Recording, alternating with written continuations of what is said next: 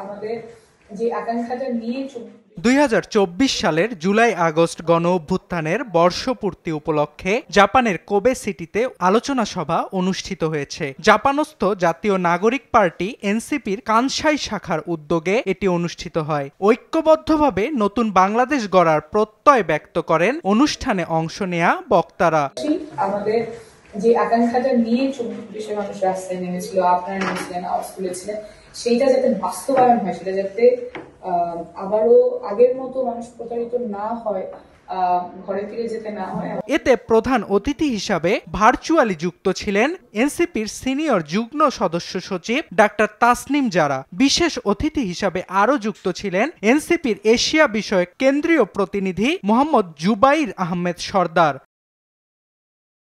অনুষ্ঠানের শুরুতে জুলাই আন্দোলনে নিহত শহীদদের স্মরণে 1 মিনিট নীরবতা পালন করা হয়। সভায় নতুন বাংলাদেশের অগ্রযাত্রায় প্রবাসী বাংলাদেশিরা গুরুত্বপূর্ণ ভূমিকা রাখতে পারে বলে মত দেন এতে অংশ নেয়া আলোচকেরা। সভায় প্রবাসীদের অধিকার, মর্যাদা ও অংশগ্রহণ নিশ্চিত করার দাবিও উত্থাপন করা হয়। আলোচনায় এনসিপি জাপান শাখার সংগঠক মোহাম্মদ মিরাজ, সৌরভ সরকার, নুরুল ইসলাম রাফিন, মেহেদী হাসান খান, হাসান ইবনে রহিম, শামসুল আলম সহ কানসাই অঞ্চলের এনসিপির বিভিন্ন পর্যায়ের নেতাকর্মীরা উপস্থিত ছিলেন। সভা শেষে জুলাই আন্দোলনে নিহত শহীদদের মাগফিরাত কামনায় দোয়ার আয়োজন করা হয়। অর্ণব প্রসাদ, RTV।